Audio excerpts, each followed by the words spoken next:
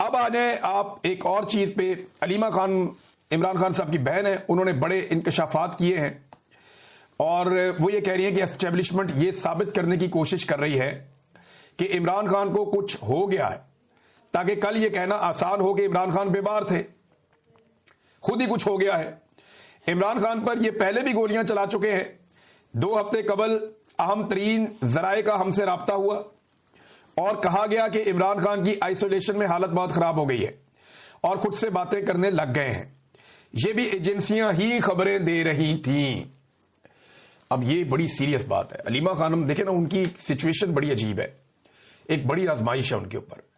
एक तरफ वो ये चाहती है कि उनके भाई बीमार ना हो, उन्हें डॉक्टर्स चेक करें और छोटा सा इशू भी है तो वो रिजॉल्व हो।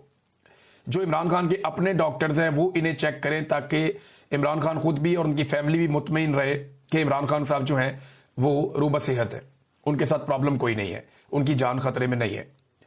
एक तरफ उन्हें यह कहने के लिए भी बार बार कहना पड़ता है कि उनके डॉक्टर को मिलवाएं, उनको चेक करवाएं, उनको आइसोलेट किया जा रहा है, उनकी सेहत के अंदर इश्यूज भी बाद का छोटे मोटे आते हैं, ये बताते भी हैं। लेकिन सेम टाइम में इनका प्रॉब्लम यह भी है कि ये भी नहीं कह सकते कि इमरान खान बीमार हो रहे हैं और वो ये किसी को कहने भी नहीं देते। साथ में ये भी बताते हैं कि इमरान खान डटा हुआ है, वो बीमार नहीं है, उसे कुछ ऐसा नहीं हो रहा जिसकी वजह से कोई ये कहे कि उसकी जान खतरे में है। ये बड़ी आजमाइश है, वो इसके बीच में बैलेंस करती हैं उनकी बहनें। ये बहुत मुश्किल काम है कि एक तरफ उनके लिए डॉक्टर्स और जो मेडिकल की सहूलियात है वो फराहम करवाना और दूसरी जानिब ये तासुर भी कायम रखना कि इमरान खान की जान को कोई खतरा नहीं है, वो मुकम्मल तौर पर सेहतमंद है, ताकि अगर कल को कोई उन्हें कुछ कर दे तो ये ना कह सके कि वो बीमार हो गए थे। और ये बात तो उनकी फैमिली ने भी की हुई है और बाकी लोगों ने भी की हुई है।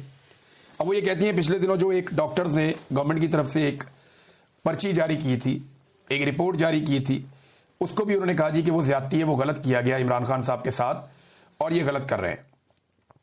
फिर अलीमा खान ने कहा कि 2 हफ्ते कबल आम तरीन जराए से हमारा राब्ता हुआ था, उन्होंने कहा कि आइसोलेशन में इमरान खान साहब की हालत खराब हो गई, वो खुद से बातें कर रहे हैं, एजेंसियां ऐसी खबरें दे रही हैं। हम अदालत चले गए और कहा कि जाती मुआलजीन से इमरान खान साहब का इलाज करवाया जाए। उन्होंने कहा कि जब इमरान खान का साइफर वाला केस चल रहा था ना, तो जज बशीर बीमार था, उसने छुट्टी मांगी तो उसे कहा गया कि जब तक तुम इमरान खान को सजा नहीं देते तुम्हें छुट्टी नहीं मिलनी। इद्दत वाले जज की घर में शादी थी बच्चे की, तो उसे कहा गया कि जब तक तुम सजा नहीं सुनाते तुम्हारे बेटे की शादी भी नहीं होने दी जाएगी। मुझे इन जजेस पर भी तरस आता है, अलीमा खान कह रही हैं। फिर आसिम मुनीर साहब के बारे में उन्होंने कहा जी, और इमरान खान साहब के ऊपर होने वाले मजालिम का जिक्र करते हुए उन्होंने कहा कि आसिम मुनीर जुल्म के साथ काम नहीं चलना, आप मजीद जुल्म करेंगे तो अब ऐसा काम नहीं चलना, लोगों का मूड देखे, वो जुल्म के खिलाफ खड़े होंगे। लेकिन जो बड़ी खबर है वो ये है कि अलीमा खानम कह रही है कि एस्टेब्लिशमेंट क्यों इस शक को साबित करने की कोशिश कर रही है कि इमरान खान बीमार हो गया है, क्योंकि उनको कल कहने में आसानी हो कि इमरान खान को कुछ हो गया है। इमरान खान को पहले ही गोलियां मार चुके हैं और 2 मरतबा उनको वैसे इमरान खान साहब को कत्ल करने की कोशिश की गई है। मगर एक बात तो बड़ी क्लियर है कि इमरान खान साहब बार बार ये कह चुके हैं कि मुझे जेल में कुछ हुआ या मेरी बीवी को जेल में कुछ हुआ, तो उन्होंने जिम्मेदारी इमरान खान साहब ने कोई चीफ जस्टिस पे या वजीर आजम पे किसी भी नहीं डाली। उन्होंने कहा जिम्मेदार होगा आसिम मुनीर। उन्होंने पाकिस्तान के आर्मी चीफ फील्ड मार्शल हाफिज सैयद आसिम मुनीर साहब को नॉमिनेट किया है कि अगर मुझे कभी कुछ भी हुआ तो जिम्मेदार ये होंगे। ये इमरान खान साहब का अपना कहना है। और अब मोबाइल इंटरनेट की सूरत पाकिस्तान में यह है कि पाकिस्तान भारत से भी पीछे, श्रीलंका से भी पीछे, बांग्लादेश से भी पीछे, बेड़ा गर्क इंटरनेट है पाकिस्तान। दुनिया में आप घूमें, छोटे छोटे मुल्कों में आप जाएं, इतना तेज इंटरनेट चलता है, ऐसी अच्छी स्पीड है उनके पास इंटरनेट की, वो अपने लोगों को फैसिलिटेट करते हैं, कम पैसों में फैसिलिटेट करते हैं। लेकिन जब आप पाकिस्तान में आते हैं तो आपका इंटरनेट ही नहीं चलता। केसेस इमरान खान साहब के कैसे चलाए जा रहे हैं जरा ये देखें। ये बड़ी जबरदस्त एक टाइमलाइन है, साकिब बशीर साहब बड़े अच्छे जर्नलिस्ट हैं, उन्होंने ये टाइमलाइन शेयर की है।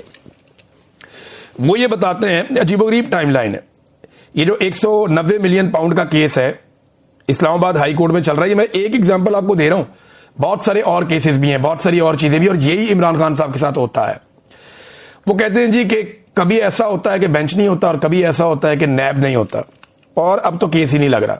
190 मिलियन पाउंड की सजा होती है 17 जनवरी को, अप्रैल में एतराजात खत्म हो जाते हैं, यानी अपील लग जाती है फौरी तौर पे जनवरी में, तो एतराजात खत्म करके 15 मई के लिए केस लगा देते हैं, और उसके बाद 15 मई को सजा मुअत्तली की दरखास्त पर नैब को नोटिस होते हैं। 5 जून को नैब आता है और आके वक्त मांग लेता है। 11 जून को बेंच ही दस्तयाब नहीं होता। 26 जून को नैब कहता है जी कि हमारा नया प्रोसिक्यूटर आ गया, हमें मजीद वक्त दे दें। फिर जनाब ये मामला चला जाता है 26 सितंबर तक, यानी 3 महीने की डेट पड़ जाती है। गर्मियों की छुट्टियां भी मनानी होती है ना जजों ने।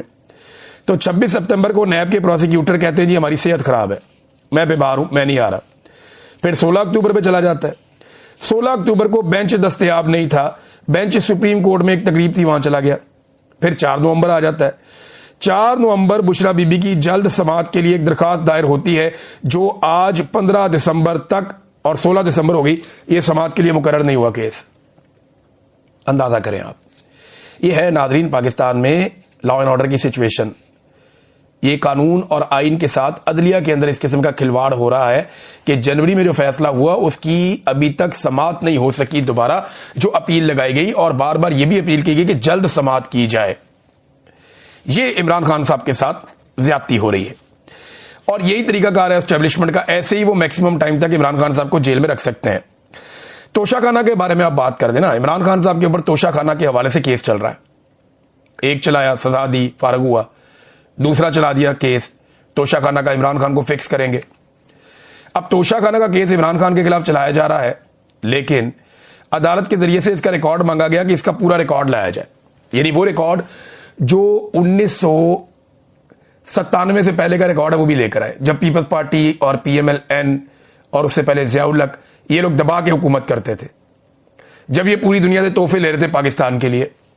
जरा वो भी रिकॉर्ड लेकर आओ। तो आपको मैं इंटरेस्टिंग बात बताता हूं कि वो रिकॉर्ड 1 साल हो गया मिल नहीं रहा। उस रिकॉर्ड के पीछे लोग भाग रहे हैं, ढूंढ रहे हैं, तमाम दफातर चेक कर लिया, हर चीज चेक कर ली, ना वो रिकॉर्ड कहीं पे मिलता है, ना उसका कोई सबूत मिलता है, ना ये पता चलता है वो लेकर कौन चला गया। और ये 1-1.5 साल के अंदर ये सारी कार्रवाई डाली गई।